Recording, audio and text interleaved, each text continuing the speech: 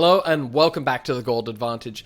The LEC playoffs have finally begun with our first matchup between BDS and Vitality that went overwhelmingly in the favor of BDS. They are continuing a phenomenal run, and BNB, the biggest BDS fan, is back with us to talk about it. Other matches happened. There's a lower bracket. G2 made it to top 4. We'll get into all of that as well and our predictions for how the bracket will play out. But I think the most exciting thing to talk about is really this BDS Vitality matchup. And I know you have a lot of thoughts on it, so. Oh, hey, didn't see you there. BDS, let's fucking go. What a great time to be alive. This is the miracle run I've been predicting the entire past 2 seasons. Great logo from the beginning. Been a fan. Yes. It made me sad not to be here last week. It did. I don't know where I was. Couldn't tell you. It just didn't seem to. Somewhere cool. Somewhere green with lots of grass. Somewhere doing some things. What a weekend to show back up. I mean, honestly, I kind of almost didn't want to show up this week either because the team was doing so well without me that I don't want to jinx it. This BDS team, and we've been saying it for a while, and yes, I was on to some degree a long time ago, and I think I have them at top 3, top 4. I actually had them pretty high. But no one ever saw this. Like, just straight up. But this team, and you and I have been saying it, they've been playing so well. And they always felt so close to being really, really good, right? The kills were there. The aggression was there. The play was there. Especially the early game play was there. Where they struggled was the mid to late game.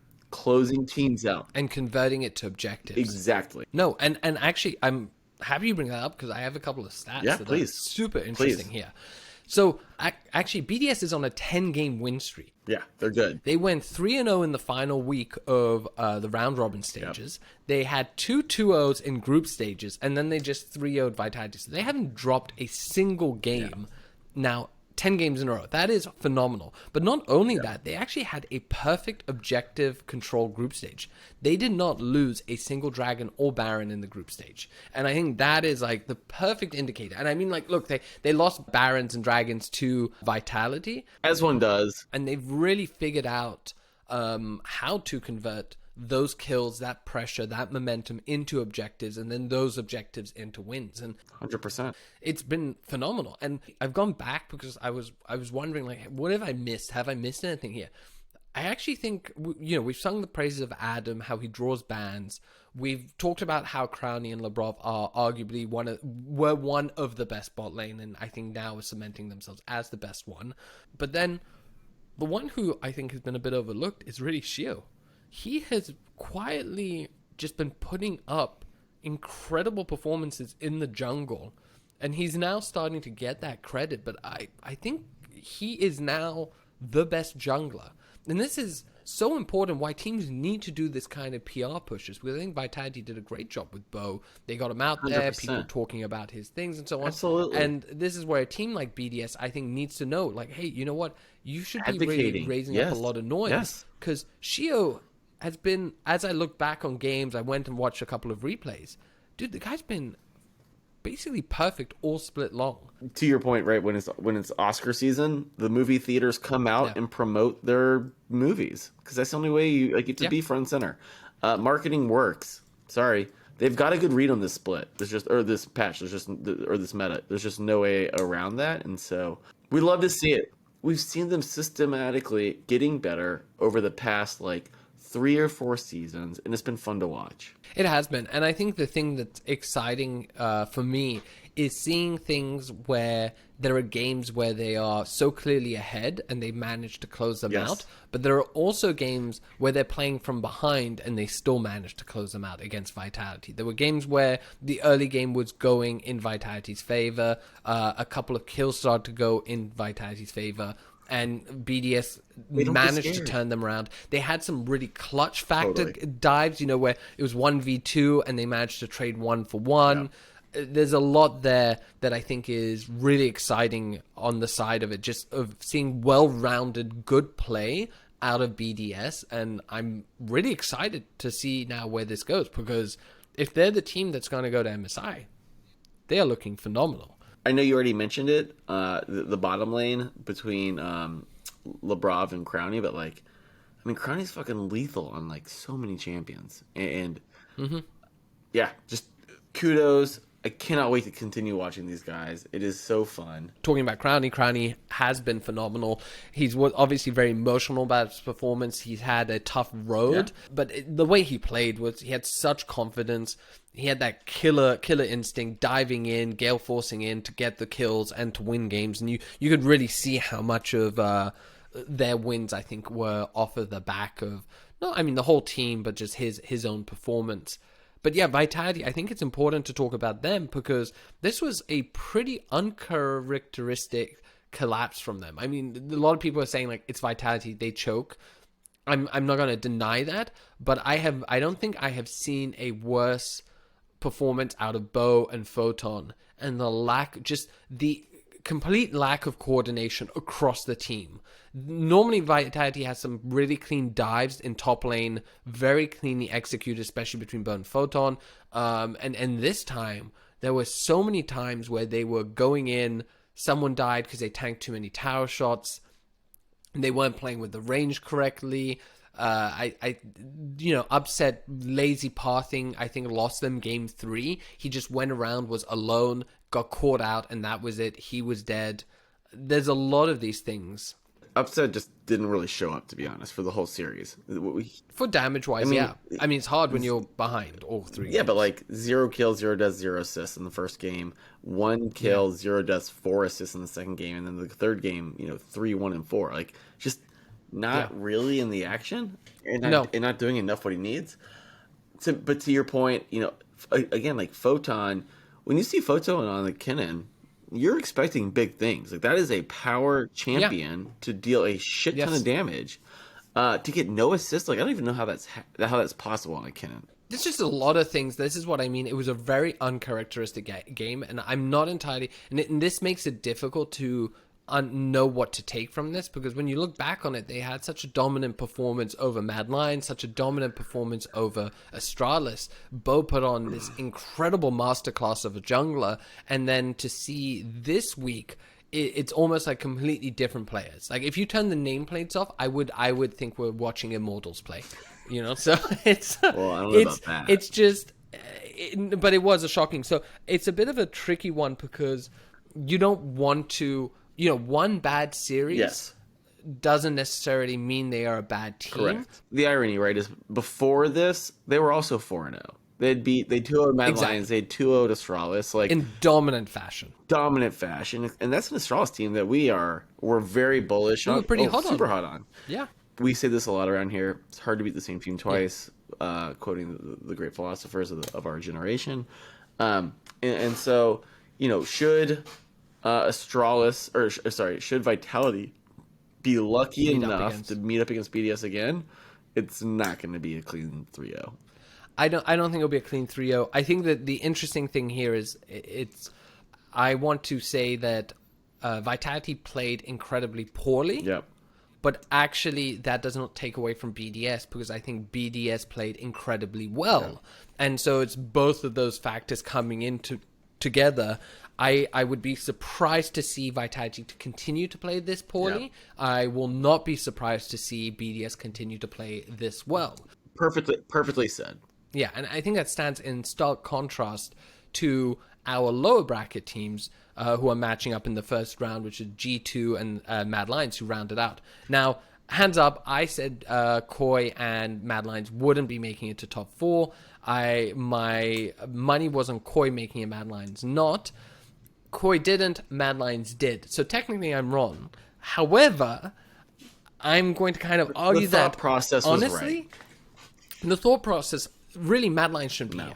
If Fnatic hadn't thrown, if instead of flashing into the enemy Vi, Rekkles flashed in a different direction and attacked the Nexus 2 times, that game would have been over. Mad Lions would have been eliminated at that point.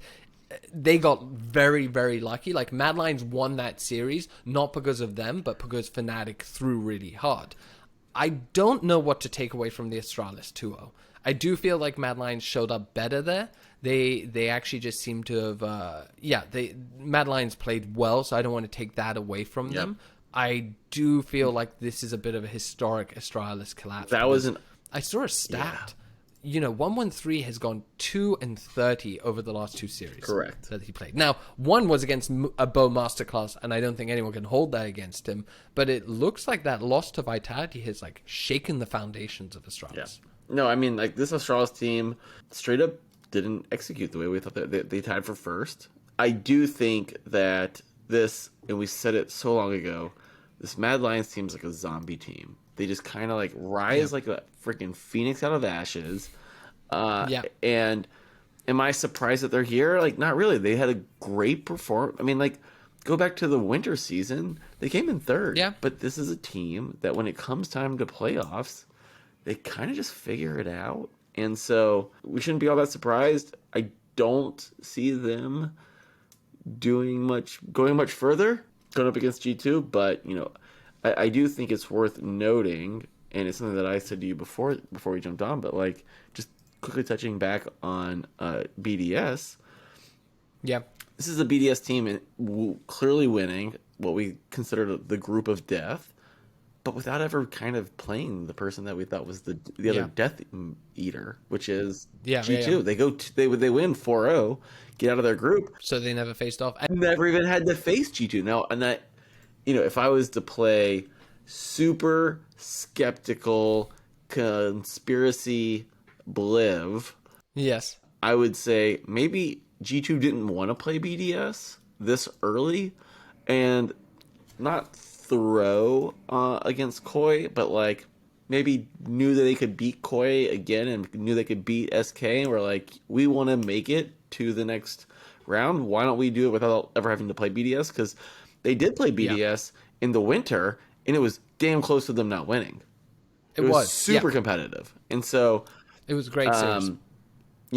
Conspiracy Bliv, big BMB, kind of likes the idea that G2 is scared of BDS. You love this. You love this sort of story. This is why they pay us the big bucks here. It is your bread and butter. So going down to G2, their loss to Koi, we talked about this a bit in our Discord. There's a link down below if you want to join. We chat about the games, we dive into them, and there's a bunch of people also who are very into their stats, and so you can get into the weeds around that data analytics if you're into it. Which you should be if you're betting. But I kind of talked about limit testing, how G2 likes to limit test, and they figured out certain things in the old format where whether you finish first or fourth, it doesn't matter, you end up playing against each other in the same way, and it helped them deal with burnout and so on. They're locked in already to MSI. Totally. Winning this split is a nice feather in their cap, but it's not necessarily a requirement. I went back and I looked at some of their games, and they're playing things like Cassante mid, Pantheon top, the Jarvan as support, picks which we have seen to some success, but it's almost like they are trying to see, okay, if we play like this, can we win? Is this on stage making sense? How will professionals respond to us doing this? Exactly. How will we respond playing on stage with this sort of team comp? There is, and the problem is because they've done that in the past, and because they made it to top 4, there's a success, but it's a weird success because they don't seem dominant. But I think I mentioned this earlier a little bit, and this is kind of my last point on the matter, is that I do feel that G2 recognize that if they just play a more traditional style, the one that they're good at, they will just win, but they won't get better. And I think that's seen in Koi, who has played a certain style which has finally won them a title, but essentially gone them second, third place for 2.5 years, 6 or 7 splits in a row, which is a phenomenal. Like, I think there's a lot of credit there. The problem is once that style gets figured out, and if you don't evolve, other teams catch up to you, and you get worse. And we've seen this. Now Koi hasn't made it to top 4 for the first time in a long time. So, they lost to Koi, they beat SK in a fairly dominant fashion, and they beat Koi in a fairly, dominant fashion, which was not representative of the first series loss. So they're through now. They're about to face off against Mad Lions, and this is brings me back to my original point. I don't think Mad Lions should be here. I think Fnatic is the team that should have faced off against Astralis. We don't. Okay, sorry. Face off against Astralis, and then Against Astralis, yes. Sorry, I thought you were saying Fnatic should be the team here. I was like, well, No. okay. It would be Astralis or Fnatic. I'm not sure, because maybe Fnatic is the one because Astralis shows up the way they did, or maybe Astralis is... Well, they'd already beat him 2-1, so they kind of know what to do. But maybe they do. Exactly. But it becomes very hard for me to really, again, to buy into this Mad Lions team. One good series against Astralis does not convince me. One bad series from Vitality does not also convince me. And so, I think this is reflected in the odds. But I'm interested. What do you think? I think it's a super savvy point. Like, it's obviously not as factually accurate or interesting as my conspiracy theory. So, like, take it for what you... Yeah, so you don't like it. Trash. Yeah, like, it makes too much sense. So I'm, like, just going to discard it. Okay. Yeah, I mean, I do love your idea of, and I thought you said it very beautifully, G2 is a team who's looking to not win this, because they don't need to win this. They are trying to win what's next, right? They haven't made it to, Worlds Finals or won MSI in a while, right? Like I think they won MSI like a long time ago, but like... Did in 2019 or 2018, I think. Yeah, they won They made it to finals, but lost. Point being, like, this is a G2 team that's like not complacent with showing up to these world events and not winning. They're really watching these other leagues and saying, what are these guys doing, right? And can we test and do some of the things that we're seeing over there, implement that here such that we can start to practice it, because we know we're going to need to face it and get better at it in the future. And they're in a beautiful spot of, to your point, knowing they can play their standard style and win. And I think we see this quite often. They might win game 1. Sure. And then game 2 with G2 is always sus. Yeah. It's always... They always suddenly pull something weird out if they win game 1, because they're like, well, we have a free game now. So let's try. And you see it typically... Or if they win a game, lose game 1, they'll go... fairly conventional game 2, and normally in game 3 you see them pull out something that's more standard or something they're very comfortable on. And I think that tends to be, but it makes it very hard to really get a read on them. I don't think they're that strong at the moment, but I also think it's hard to discount the historical data of how consistently they have performed at the top. And we also know the individual parts there. Hans Mickey, incredible mid lane. I don't think Caps has been playing the best. I think he hasn't been, but I can kind of give him some leeway there. And Yike has been looking really good. And this is the same, so it makes it very hard. But I think that kind of takes us to the G2 Mad Lions. G2 Mad Lions, the odds are horrendous on the money line. 4.4 for Mad Lions, 1.17 for G2. I mean, look, they're phenomenal if you think G2 Mad Lions is going to win. The two bets that really stand out for me, -1.5 for G2 at 1.5, and then -2.5 at 2.7. 1.5 is not great, but on this sort of favorite, I think you put, let's say, 3 units on that, and you put 1 unit on the -2.5, and if it stacks, it's great. If it doesn't, you're at least covered, and you kind of just come out break even, because the goal here is you're not going to make much on the -1.5, but I would say that is what I imagine. What's funny is I kind of... So I very much agree with your -1.5 in the same vein, but the odds are a little bit less. I was going to say you should take the over 3.5 for the same reason we've just been talking, because G2, they just can't really do, for better or for worse, because they want to or because they don't want to, they're not doing 3-0, right? And so I very much do like the over 3.5, but the odds are 1.48, which is a little bit worse than your -1.5. But it could be Mad Lions winning 3-1. So you're kind of hedging some of that risk there. I have a hard time picking Mad Lions on this, right? With that said, will I put a small taste on Mad Lions on this? Yes, because I do think this is for everything we just went through about G2 and everything we went through about Mad Lions, like, this is a Mad Lions team that kind of likes to show up when it comes to this time of year and this type of a playoff. Is this a G2 team that needs this to make MSI? No. Is this a team of Mad Lions that do need this to make MSI? Yes. And so, there's a lot to go on this weekend, but would it overwhelmingly surprise me if Mad Lions won this? No. I can't get there. And so for me to get 4.52 for that level, like, I'm going to put a taste on it. Sure. And I think the thing here is that, like, normally I talk about individual map lines. The problem is, once again, They're not valuable. it's like Yeah, 1.38 on each G2 one, so they're really just not good. I do think that if you look, if Mad Lions gets a good one and you can jump in on that pretty quickly, that's where it becomes quite interesting. If you can predict the match that they win, I don't, like I said, I'm just in the G2 camp. I'm not a Mad Lions believer.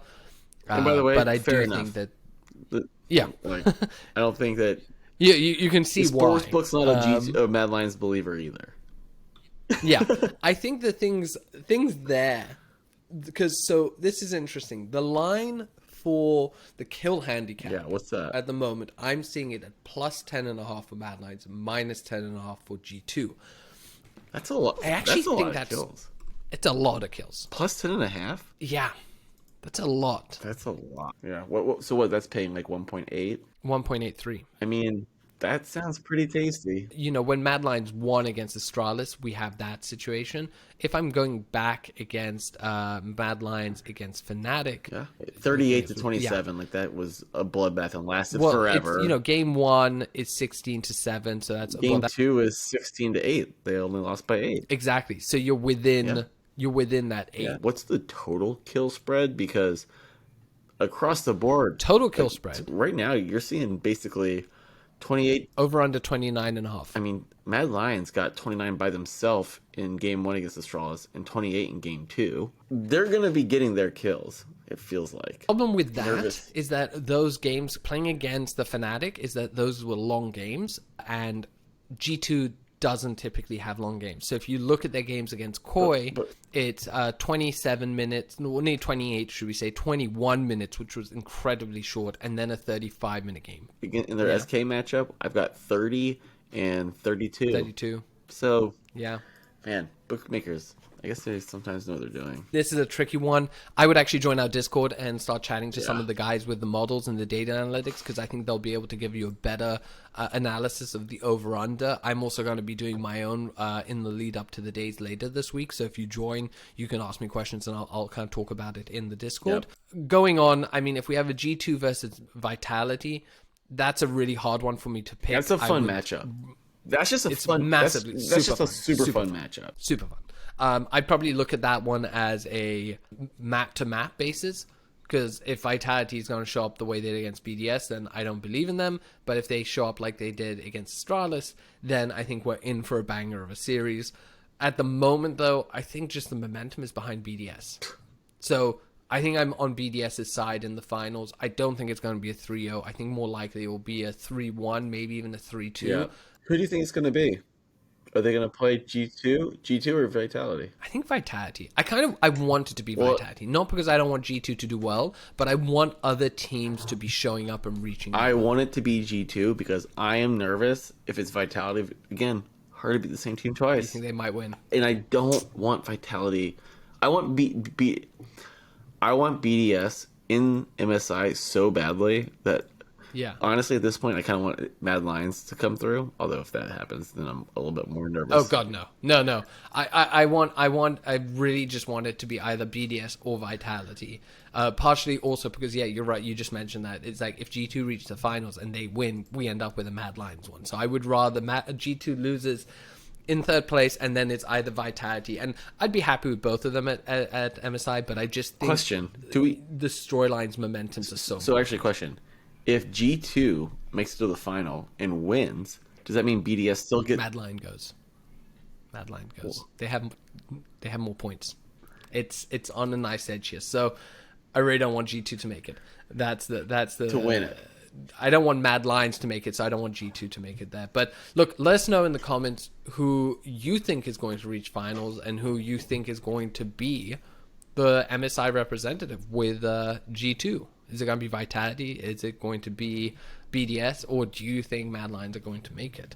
Would love to see that.